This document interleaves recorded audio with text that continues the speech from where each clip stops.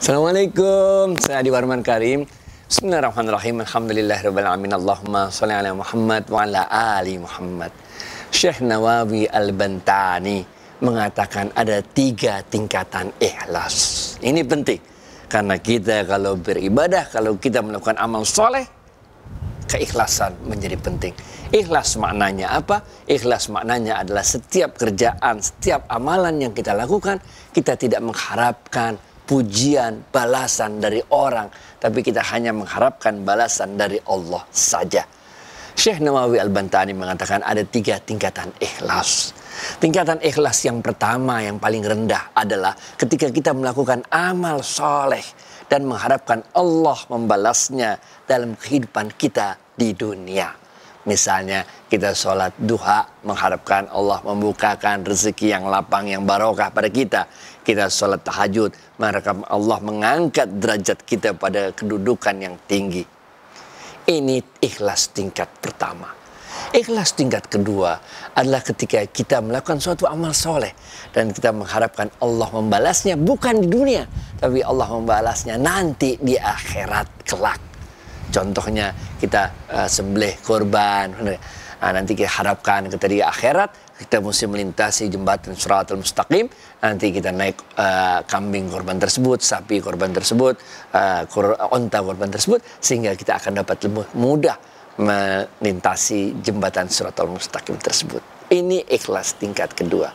Dan ikhlas tingkat ketiga adalah ketika kita melakukan amal soleh, kita tidak mengharapkan balasan dari Allah di dunia, kita tidak mengharapkan balasan dari Allah di akhirat, tapi kita hanya mengharapkan satu aja balasannya dari Allah, yaitu keredoannya Allah saja. Dan keredoan Allah ini cukup bagi kita segala-galanya atas segala-galanya. Insya Allah kalau Allah telah redha sama kita, dunia dapat, akhirat dapat. Imam Ghazali, kalau kita baca dalam kitab-kitab tasawuf ini, mengatakan bahwa puasa juga ada 3 tingkatannya, benar gak? Yang pertama kadang-kadang disebut sebagai puasa orang awam, atau biasa juga disebut sebagai puasa syariat, yaitu kita menahan nafsu kita untuk tidak makan, tidak minum, dan tidak melakukan hubungan suami istri di siang hari bulan Ramadan. Ini puasa tingkat awal, tingkat pertama, benar gak? Disebut sebagai puasa awam atau puasa syariat. Yang kedua adalah puasa orang-orang khusus atau disebut sebagai puasa tarekat.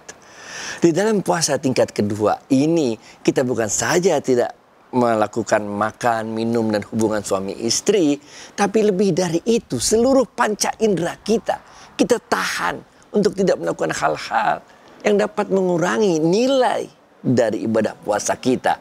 Mata kita jaga, telinga kita jaga, mulut kita jaga, tangan kita jaga, kaki kita jaga, bahkan hati kita jaga. Dan puasa tingkat ketiga yang oleh Imam Ghazali disebut sebagai puasanya orang yang khususnya khusus, atau disebut juga sebagai puasa hakikat, yaitu ketika kita menahan diri kita untuk tidak mengingat apapun kecuali Allah saja, untuk tidak mencintai apapun kecuali Allah saja. Inilah tingkatan puasa yang paling tinggi, karena bagi kita yang paling penting adalah keredoan Allah pada diri kita. Terima kasih banyak. Billahi taufiq wal hidayah. Assalamualaikum warahmatullahi wabarakatuh.